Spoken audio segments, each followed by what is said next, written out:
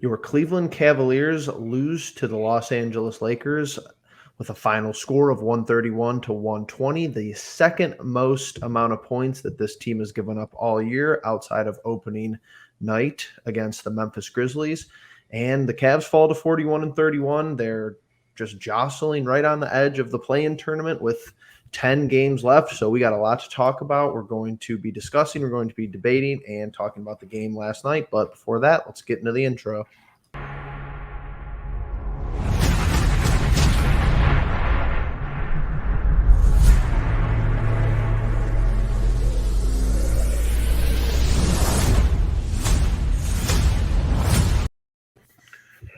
Boys, it's Cavs Encapsulated, episode 22. Before we start, hit the subscribe button, hit the like button, comment down below. I'm going to be interjecting to say, hey, comment about this, comment about that.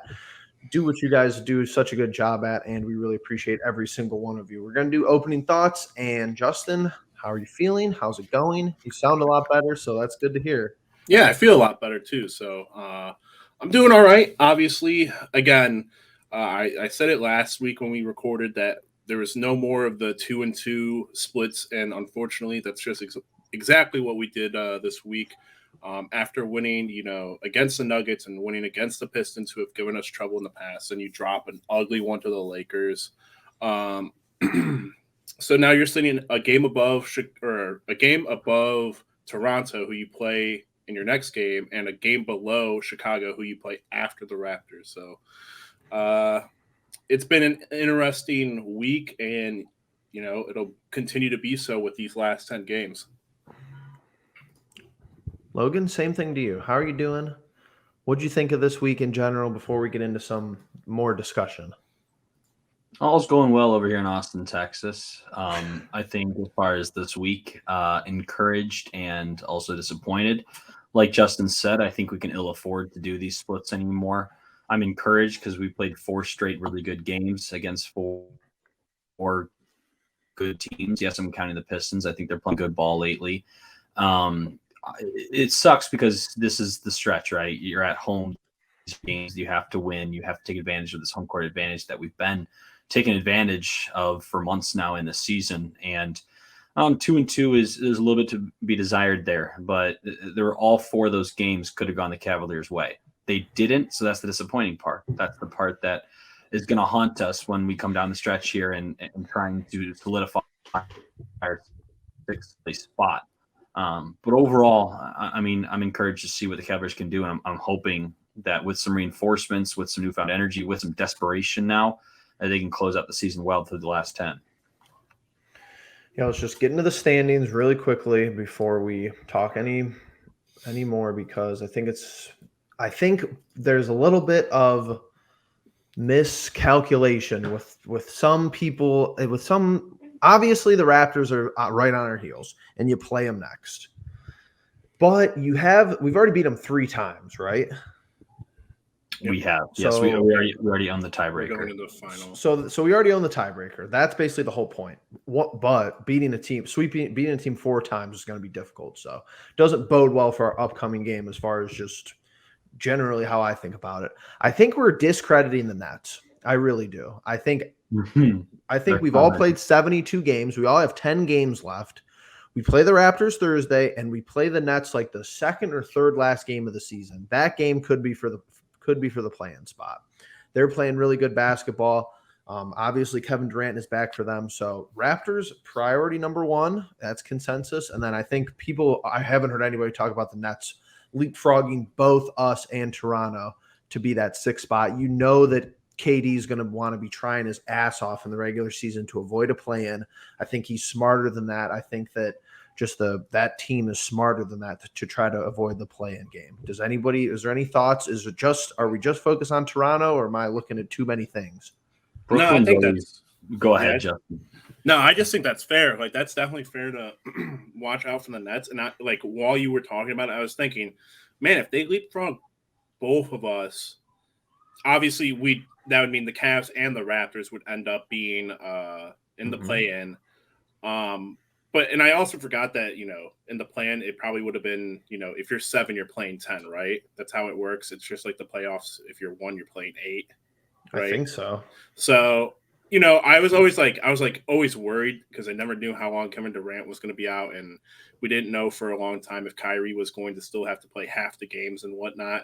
That if we made it into the playoff game or play-in game, that we might have to play the Nets, which scared me. But I would like to stay in the 6th seed, but ending up in the play-in right now isn't like the scariest thing in the world. Obviously, still without Jared Allen, it is scary because we kind of play on and off now. Like, we've been just going back and forth with 2 and 2 weeks back to back. So it's interesting. And these, next 2 games are by far the most interesting. I think have the most implication on the season as of right now. Logan, just getting into the schedule. Back of your mind, really. I mean, like I've always noticed Toronto's on our heels, but I was like, Toronto doesn't scare me. I don't know. I think we match up well with them. Spoiler alert, I think I have us losing to them, by the way, which kind of counteracts my point, though. But my point is, Brooklyn, I'm like, they're getting back to full strength. Kyrie Irving is playing out of his mind right now. Durant's back, obviously. Ben Simmons hasn't even been touched yet. I don't know what the situation is and how much longer he has to go. It sounds like he's recovering from some kind of injury during recovery. I don't know. My point being, this team has just been kind of not even talked about. Like when you think about the contenders in the NBA, people are talking about Milwaukee, Miami, Phoenix, Golden State. Who knows what the situation is with Steph Curry. I don't think they're talking about Memphis as a contender quite yet. I think they're a few years away. I think they're right there, though. Maybe next year they can really solidify their spot. But Brooklyn, beginning of the season, was the consensus far and away team to beat in the NBA. And how much would it suck for a team like Miami, who worked their butt off getting this first seed, to have to play Brooklyn in the first round? I mean, this is right now, the Brooklyn Nets are the scariest team in the NBA because of the unknown, because of the fact that not only are they good, but now they're also playing with a sense of desperation. And they're playing with the sense of desperation at the right time when it's time to get to the playoffs, which also then leads into the big dance, if you will. And Brooklyn playing with that sense of urgency, with that style of basketball, we know we're better than you. We just, we're kind of taking the season off a little bit. We've had some injuries. We're not really worried about it because we know once we get to the playoffs, we're going to do some damage. So Brooklyn has always been in the back of my mind. I'm just hoping this 3-game lead with 10 games to go might be just enough if the Cavaliers can get back to some winning ways and really have some positive weeks.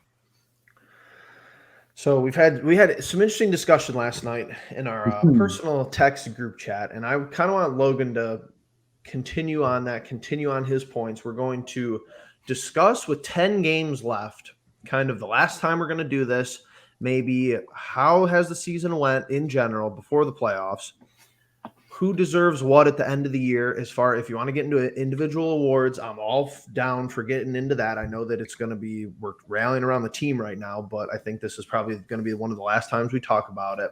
And just in general, whether it be injuries, whether it be the trade for Karis LeVert, I know Justin's going to want to talk about that, whether it's going to be just how JB Bickerstaff is coached down the stretch. Logan, what do you want to talk about? Let's start with things we might agree on. I think we can all agree the season was a success. The parts that we didn't agree on were, are we ahead of schedule? Mm-hmm. I believe we are. And I believe we're far ahead of schedule. This season acts as the season that sets up the future.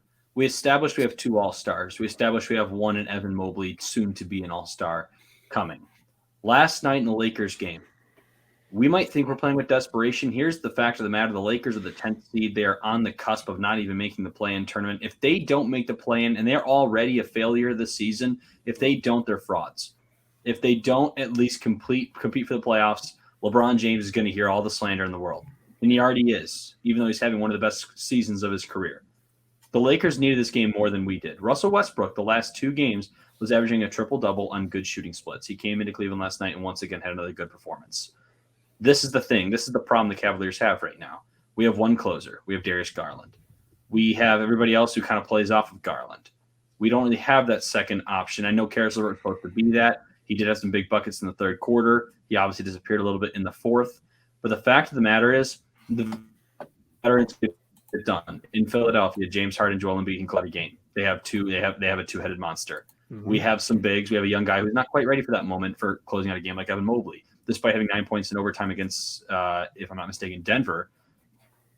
It's flashes in the pans. We're going to see some struggles from a team who has a starting lineup of 22, 23 years old of average age. And, it goes back to my point I had with my dad. When the Cavaliers first got LeBron back, he said, Logan, be ready to be disappointed because you're going to be expecting to win every night. At the beginning of the season, we were riding high, where the Cavaliers are fantastic. They're magical. They're going to somehow find their way to the Eastern Conference Finals. Here's the thing. It's because we were expecting so bad for the Cavaliers to be, they ended up surprising us. Now it's like we have an expectation.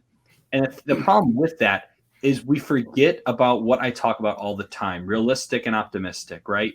Yeah. Realistically, this team had no chance at where we were at this point in the season. Optimistically, we like to think that they should be playing some better basketball. I think we can all agree on that. I think that's one thing that we can agree on, Jeffrey. But when it comes to labeling this not as ahead of schedule, I think we're far ahead of schedule. 41-31, we've missed players. Larry Markkinen, Jared Allen, probably for quite a few. Missed. How many games did we say, oh, if that player, named player X, whatever, insert player's name here was playing, we probably would have won that game. We've said that quite a few times this year. On paper, with this team is a 50-win team. It won't get there this year. It might get there next year. But you have to be patient because you can't expect, at the end of the day, we're all 22, 23 years old. Like that's the age we're working with in our starting lineup and down most of our roster.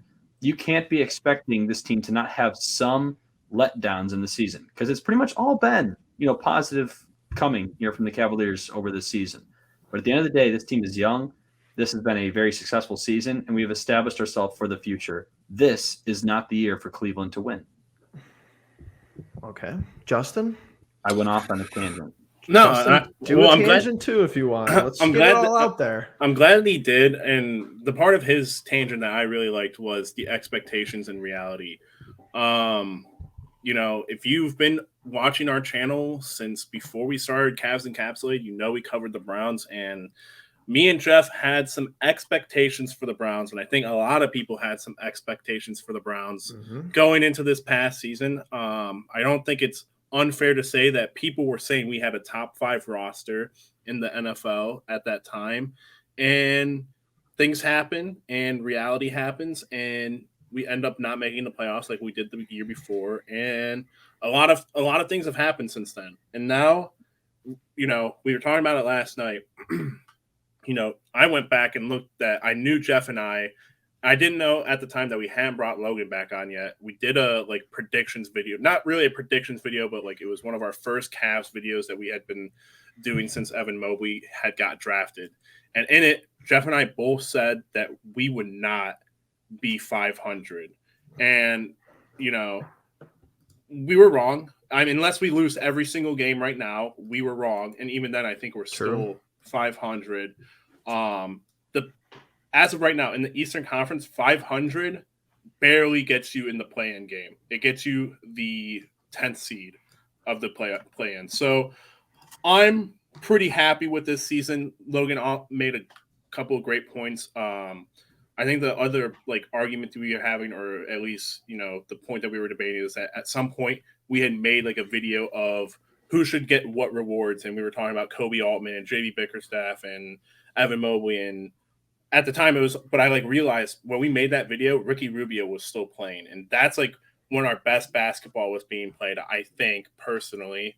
And then he goes down, and a lot of dominoes come with that. You have to go out and you have to trade for Rajon first, who hasn't been playing. He's been hurt now, and you have to go out and trade for Karras because at the time you're just Darius Garland's getting absolutely gassed for how much he has to play because there isn't a second scoring option, and so that hurts. And then Jared Allen just practically being out for these last couple of weeks is going to really, really hurt us. So I'm with Logan on this one. For once, I think I was realistic in my predictions for a Cleveland team going into this season, and I was blown out of the water. 41-31. I don't think I expected this. If it had been 40, how many games are there? 41-41? 82, so we have 10 games left. Yeah, maybe that's more attainable from my perspective all the way back then. But at the end of the day, that's still, way better than what we've had in the past couple of seasons. The other point also that people aren't talking about, the Eastern Conference is really good this year. Right. 41 wins, at this point in this season might have you a 5th, 6th seed with some room to spare. Nowadays, from 5 to 10, there isn't a whole lot of room to lose a couple of games, couple here, couple there. There's a sense of stress, right? And I kind of like that. I've had 3 straight years of not even a little stress. I hardly even watched Cavalier games. I'd watch them, sure, but I watched them while I'm on my phone playing some game or on Instagram or Twitter. I didn't care that much. They have me fully invested. And yeah, does that make me kind of a fair weather fan? Maybe a little bit in that regard. My point stands that this team is so much fun to watch. This team is easy to get behind, that when they lose, I don't find myself getting upset because every single game they're putting their all out there. Last night, 131 points. You scored 120. You should probably win that game. The defensive effort for the last 3 quarters is pathetic. We didn't get back on defense. But like I said, with a team this young, you cannot expect them to play perfect every night. The Heat right now are probably the only team that you'd expect to stay in the same spot that they are right now by the end of the year, which is the 1 seed. Right. Everyone else, 2 through 10, like maybe the Hawks and the Hornets aren't going to move up, but yeah, everyone could shuffle. We're a game behind the Bulls and a game ahead of the Raptors, and we'll see. It's just like at the end of the year, players know they're desperate and they just play at an absurd level. So we'll see how much or how many of them can carry their team to higher ranks. So I just think since the implementation of the play-in game, I think you're going to see a team from each conference at least get in the play-in game and be below 500. Maybe Atlanta climbs over, but since the play-in game's been implemented, especially not as much of this year, because I agree with you, Justin, our expectations were very low based on the last season of basketball. But before we drafted Okoro, and maybe even after, I'm pretty sure there was a good agreement between us that if we could just not be one of the worst 10 teams in the league, that would be pretty good. So that would get you into the play-in game. And here's the thing. I'm not counting the play-in game as a playoff berth. That's just me. I don't know how the NBA is going to look at it, but with the new way that it's set up, I'm counting playoff series as a playoff berth. I'm sure it might say something differently in the record books, but if you don't get multiple home games, I'm not really counting that as if you don't get a 7-gamer, I just don't think it's, I think it's a good idea. I think it's actually helped the game of basketball getting, more teams involved. But 3 years ago, we would have just been in the playoffs anyway. We would have been getting a series anyway. Now it's kind of up in the air, which is, I guess, if you want to complain about it, if you want to look at it on the negative side. But as far as let's go back to the agreements and say something, speak up if you disagree. LeVert was nobody here's first choice to trade for at the trade deadline. Is this true? This is true. Yeah. In hindsight, it's going to be 2020, so I don't want to look back and talk about it, but, you probably should have moved for, CJ, honestly, if you're looking right now. Now, Caris LeVert could go 25 points a game the next 10 games and take us all the way to the NBA Finals. I'm just saying, for right now, from since we've traded for him, hindsight 2020, we can agree that nobody had Caris LeVert as the number 1 on our list. The trade deadline shakes out a little differently, and we kind of just end up with him as Kobe trying to make a move, with the injuries and stuff like that. But that's my second point. COVID, the injuries. Obviously, you have Kevin Durant. You have James Harden missing significant amount of time. You've had Atlanta's been banged up all year. I am kind of over the injuries thing. It's sports. Everybody is going to get injured. The only injury, and this is going to be a hot take, the only injury that has really put me in the blender as far as the Cavs this year was Rubio. Even when Garland was hurt, I was expecting to win games. But the second Rubio went out, I knew we were going to be in trouble with that adjustment period. This is where I'm going to piggyback on a JB Bickerstaff. I feel like the defense has been the same and Jared Allen's not on the floor. Have we made these defensive adjustments? Logan, have we played Moses Brown more? I think we win last night if we play Moses Brown more. That's what I'm not getting with the coaching. And I like JB Bickerstaff. I don't like him 5-year extension after 30 games. I don't like him that much. Yeah.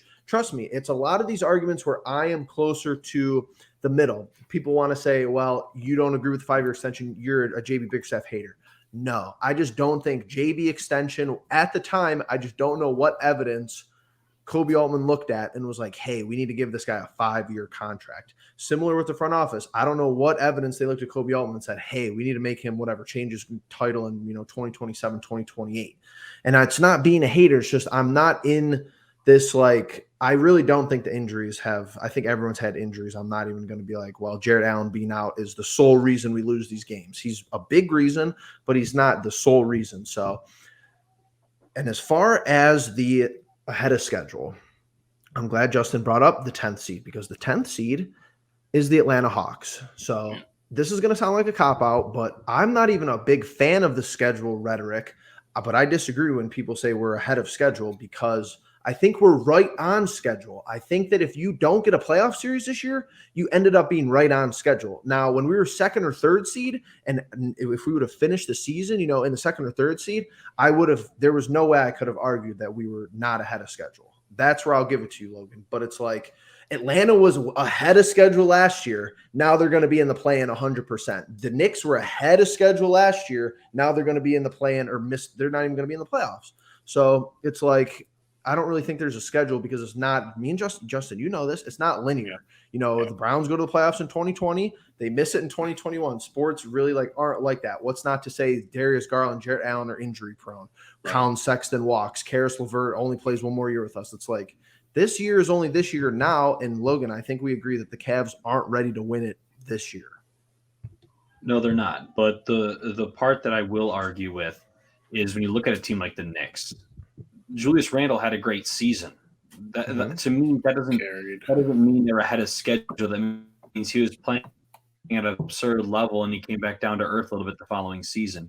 Atlanta, they made some moves and brought in some solid pieces, some solid players to make that move and make it work. But sometimes those moves eventually get figured out. The reason I give the Cavaliers a schedule and the reason I think they're ahead of said schedule is because all of our impact players are young. Are all draft picks, are all guys that we haven't even seen the ceiling of with a guy like Mobley. Go ahead, Justin. Logan, I'll cut you off there, and I'll even admit this with I'll go to Jeff's side on this one. You could say all the same things for our team right now with Garland. What if Garland doesn't play as good next year? You can make the argument that Garland is just having the Julius Randle year, and that's why the team is playing so well. Now, I don't want to bet on that, and I don't want to lean towards that. But I'm just saying, I don't believe that. Yeah, I don't believe that. But that, I mean, I could just. What if he's back to 15-7 next year? We can sit here and speculate that that's what could happen to Garland next year if that's what you're going to say about Julius Randle is all.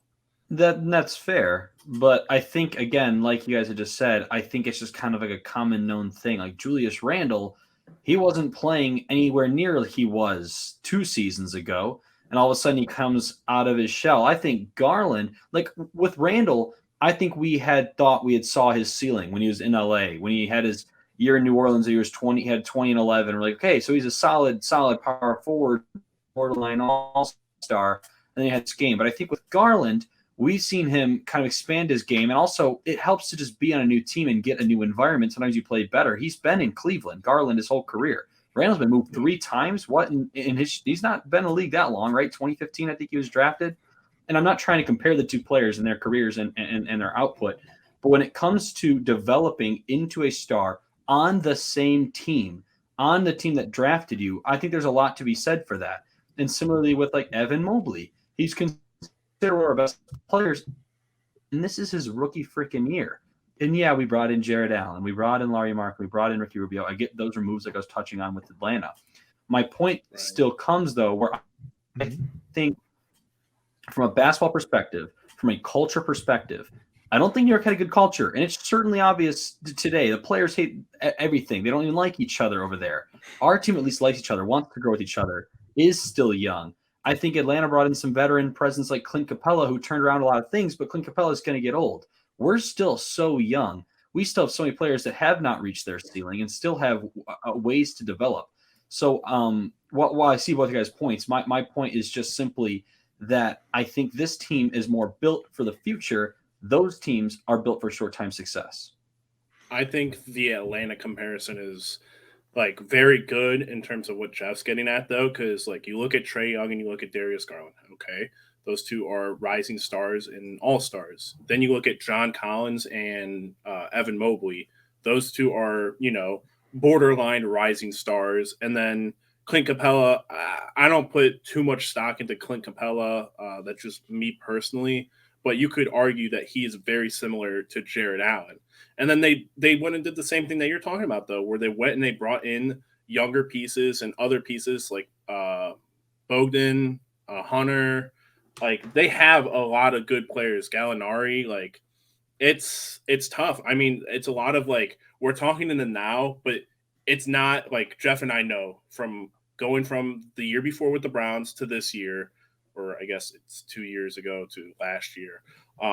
We know very well that things can change very drastically dependent on a Darius Garland playing as good as he did this year, next year, and whatnot. So I think that's all that Jeff's getting at in terms of like what he expects out of the team. And I can understand that for sure, but I still think and agree with you, Logan, that I think as of right now, we're sitting in the 6th seed. So technically we would have a playoff berth. Obviously it's not set in stone, but that would put us ahead of schedule in Jeff's terms if I have, understood that correctly. It's just like Go ahead, Jeff. Yeah, you've been talking a while. Well, I'm just saying it's like you just don't know from year to year. Obviously, there's regression, and we put this out there saying that no one is upset with the season. That's another one of these middle issues where it's like if you're not totally thrilled with everything that happens, then you're upset. No, it's just like I'm going to look at things realistically. And back to last night, this is a game we should have never lost. I don't care if Jared Allen's hurt. I didn't care when Darius Garland was hurt. I thought we were going to win games that we still should have won. Now, I'm not going to be like, okay, we're missing Darius Garland, we're missing Jared Allen. We shouldn't be losing to like Philadelphia. We shouldn't be losing to Milwaukee. But it's like we all saw when we played teams earlier in the year that people were on COVID. Giannis was, COVID. Drew Holiday wasn't playing. It's like we should win this game. I look at each matchup and say we should win this game. We should lose this game. Now my predictions, they're not very good considering with the reverse sweep. But even like Ricky Rubio plays 34 games this year. We're 20-14. So he plays what, 40% of the games for us? We don't have this Ricky Rubio, wonder story next year. What are the first 34 games of next season look like without him? So there's just a lot of moving pieces. And I think here's one of the last things, and I'm going to get an agree or disagree. I think, unfortunately, Kevin Love and Cedi Osman are arguably playing their worst basketball of the season right now. And we just can't have both of them doing that. Justin's been pounding the table on this all year. One of them has to play really good because you're not really getting a whole lot of firepower out of guys like, Dean Wade's not even out there anymore. He's out maybe for the rest of the year, apparently. I don't even know when they found this out, but 3 to 4 weeks, I think. So if you don't get a series, you might not be seeing him the rest of the year. Brandon Goodwin isn't going to be, with his minutes, he's not going to give you 20 a night. I think Lamar Stevens has actually stepped up in a big way, or we'd be getting destroyed in some of these games. And you need Cedi or Kevin Love to play up to their value. I've been saying this all year that the two most overpaid players on the roster, and I will receive hate for this because it's just true with 4 people on rookie contracts, is Kevin Love is the most overpaid player on the team. He would need to average like 30 and 10 for me to justify that contract. Not happening. And Cedi Osman is the second. That's just the issue of this team. We're not paying anybody, and we're still, we're 41 and 31. That's actually the beauty of it. Wait till we got to maybe pay Colin Sexton. Wait till we extend Darius Garland this offseason. You're going to have to think about Mobley. Kevin Love still has $30 million next year, so it's like one of those two guys has to step up. Yeah. No, I 1,000% agree with that. Yeah. There's no excuses. I can give excuses to the young guys on the team. Right. Cedi's where's the leadership?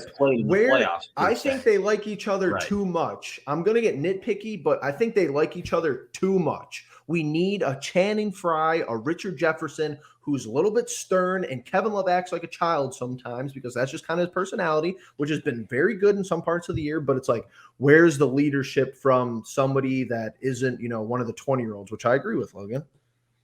The last point I will make about Atlanta and Cleveland. This is my last one. The difference between the two teams, Atlanta has one superstar, and they have one all-star. Let's just say all-star. We're not even going to superstar talks. They have one all-star. Clint Capella will not make an all-star team in his career. John Collins likely will not make an all-star team in his career. And again, this is all opinion-based. And again, this is still speculation. And I know most of my opinions are based on speculation and, again, just like my perspective. I think Evan Mobley has a chance to be an all-star. I think Jared Allen has a chance to repeat as an all-star. I think these guys are on the incline, whereas Atlanta grabbed someone like Clint Capella, where they knew what his ceiling was, but they also knew what his impact could be. That's what we did with guys like Lauri Markkanen. That's what we did with guys like Ricky Rubio. But when it comes to the young core, when it comes to the players that we have in our system, a guy like we traded for Jared Allen, knowing he can do more than what he's doing in Brooklyn. He can be a centerpiece for us. He's been an underrated center his whole career, and look what he's done.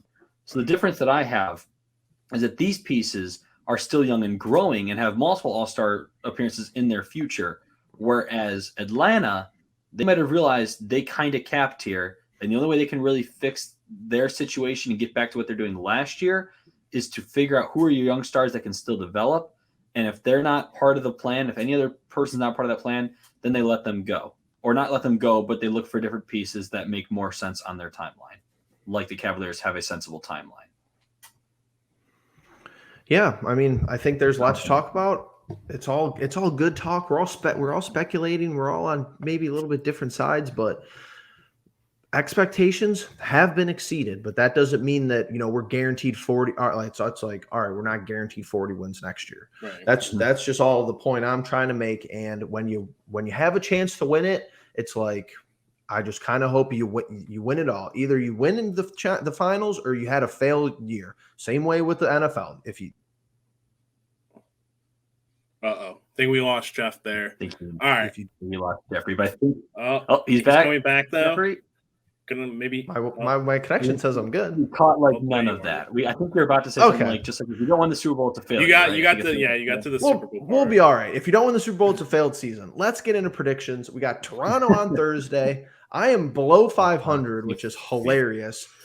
Even though I think I actually had every game correctly read, it's just the outcomes all went the different way. I thought we were good enough to beat the 76ers. I thought we probably should have lost to Denver.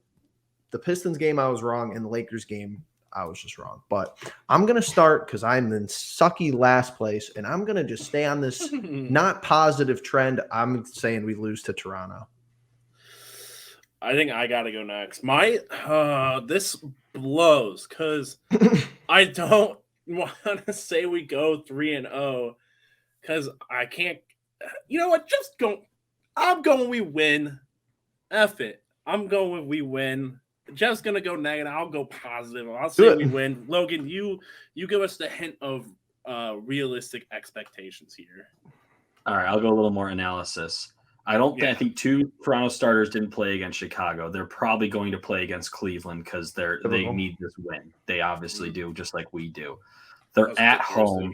You got to believe that Nick Nurse is like, we're not losing to this team 4 times this year, guys. Because this team right now, this team to Toronto is the team keeping them from the playoffs. Because if they had beaten us once or twice in those first 3 meetings, we also embarrassed them by 55, I think, at one game where they had their G League team out.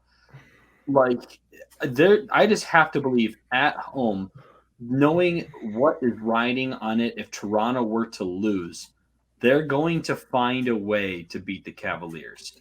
And that sucks, and it's going to hurt. But on the bright side, Justin can gain a game on me in the standings. Believe. So Logan's saying we lose, and I'm just gonna be. People are gonna love me this video because I think Chicago's playing not great basketball. They're kind of in a similar situation as us, where they're kind of struggling when they need to not struggle. But I've seen it this year. I've seen it with LeBron. It's the LeBron show last night. I've seen it with Clay's return. Oh, it was the Clay show. We got destroyed in that game. I've seen DeMar DeRozan do this to us too many times. I know we're at home. I know Chicago playing bad basketball, but I'm saying we lose to the Bulls as well. DeMar and Levine. It's just like, are they on it tonight? Are they not on it tonight? That's the biggest thing. Is like, if those two are on, like we're done for. But if they're not, I'm going with the Cavs win. I'm going with the Cavs win here. I think they're not going to be on. I'm agreeing with Justin. Good. I think they're going to have I think they're quite out of the weeds of this struggle that they're having right now. So I think Lamar Stevens has to really play a lot of minutes in this game. I think he really has to get his work done here. We're going to have Okoro and Stevens play their best defense on Levine and DeRozan. Plain and simple. Ayo Dosunmu is one of those kind of players that kind of creeps through the weeds that people forget about, that could also have a big game against us because we're focusing so much on other people. Nikola Vucevic has been notorious in hurting us quite a bit in years past. And I think right now this is kind of a game. Mrs. Brown might be needed when it comes to guys like DeRozan and Levine who can both slash and go to the rim. We need some rim presence in this game. I think a lot of things have to go right, but I think they will. And it's at home, if I'm not mistaken, right? Yep. We win. I just think this is the worst two teams to see in the standings and with the way our defense has been playing. Because, like, all right, DJ Augustine torched us last night, but like besides that, it was all rim. It was penetration into the paint, and it was all these like mid-range jump shots. So I think that's the perfect build for Chicago. I think Chicago's all mid-range and at the rim, and Toronto's not too bad at that either. I'm gonna say. I really don't want to say it, but I'm just going to say it, that we're going to beat Orlando, because if you don't beat the Magic, even if you win the first two games, and I've been saying this, it's going to be like, oh, if we beat Toronto, then we beat Chicago and you lose to Orlando. Like, that's, like Justin's been saying, we can't keep going flippy floppy. I'd rather just beat the teams we're expected to beat. I don't think we're expected to beat Toronto away, and I don't think we're expected to beat Chicago even at home. So those would be cool games that we win. I think you got to win the Toronto game, but I just don't think we will. And then I think you got to beat Orlando regardless. I think the interesting thing coming off of the Lakers loss is like I can't remember the last time it happened, but the last time they gave up a whole bunch of points and didn't play very well, they kind of responded back with a very nice streak of defensive games. I'm hoping that's the case throughout this week. And I know I've gone win-win for the past two games, and like it would be crazy to say lose to the Magic. So I'm gonna say win and just keep. I'm just gonna, 3-0, and we'll see how that turns out. I mean, might as well. Yeah, may as well. If we lose to Orlando, the next episode of Cavs Encapsulated, everything I said in this episode might just be stupid. Right. I could be flip-flopping my whole opinion on the season with this game against the Magic. That is the game you have to win. No excuses. I don't care if you're down even more guys. That's the game you have to win at home. You simply can't lose to the Magic. So a 2-1 week. I bet you if we played 4 games, I'd probably say 2-2. That's just kind of seems to be the mantra right now. The streaks that we're going on are these 500 streaks. Because isn't like Milwaukee after that, or someone good after Orlando? Which obviously we're not making that prediction yet, but I know some team good I think is coming up after Orlando. Nonetheless, a 2-1 week would be big. And obviously the Toronto game is the one you want to win. That's the one I have us losing, but we'll see. So here we go. We got Magic, and we got the Mavericks, who's playing some good basketball. Then the Hawks, another big game. Yeah, there's going to be some tough games. I think a lot of them are at home, and you have to hope that we can do just that and win a few. But it's those last two, the Nets and the Bucks, right? I mean, those are two tough teams. One of them hot on the heels. I expect this Nets game to be for the play-in, honestly. That's just me. If we have 10 games left, I think we pretty much have to either go 7-3, and even on the very least, we have to go 6-4 to secure. Not even secure. I mean, probably secure that 6th spot. I think if we go 5-5, I think if we go 5-5 and Toronto goes 7-3, I think we still might retain because of the tiebreak. But who knows? Who knows, really? It's going to be a lot of scoreboard watching, which I'm in for. I'm in for that. But I just got NBA League Pass on my TV, guys. It's only $15 for the rest of the season. So nice. I tuned in the Bulls Raptors game right after Cavs went final with the Lakers. I'll be on it. We'll be in our group chat very active, I'm sure. What's our Yes, standings, by the way? What's our records right now? With us not three? good. Not good for me. I'm in last, 26 and 27. I'm under 500. 500. Oh, But I'm not missing the rest of the year, so don't worry about me. And Justin is 32 and 21, and you are 36 and 17. Wow. Okay. All right. So Wait, how did Justin that happen? could pick up. Wait, that makes sense. Yeah, that makes sense. Justin could pick up a game though. So You can grab. Is that going to be enough though? We'll I see. really I hope mean, he maybe picks 3 games back with 7 games left. It's going to be Yeah. close, I feel like, with you guys. So it's me against Justin, me. we'll get with this as right. far You as- picked 7 straight Cavs wins then. Justin, you picked 7 straight Cavs wins then. Yes, Okay. he has. He has. Because he picked 4-0 last week. I'm He's gonna 3-0 probably this I'm gonna week. probably keep doing that. I'm gonna respond with another 7 in the next 2 weeks. Might as well. They're bound to win some of them. You hope. Right. As long as Logan continues to Not just me. one, if he loses 1 this week, no, he'd have to lose 2 within the next 2 weeks, or 3 in the next 3 weeks or 2 weeks. It's Math's hard. attainable. That's why I didn't take math in college. Fuck that. All right. Well, Cavs Encapsulated episode 22. Comments below. Yeah. So Comment what our That's final pretty much record it. is. Comment what the predictions are. What do people yeah, think? our comment final record is. everything. Comment just who. What have you thought about the season in general? And we'll get back to you. That's 100%. We'll make sure to respond. But for Logan, for Justin, it's been great. For me, it's been a good time. And before we see you again, make sure you let them know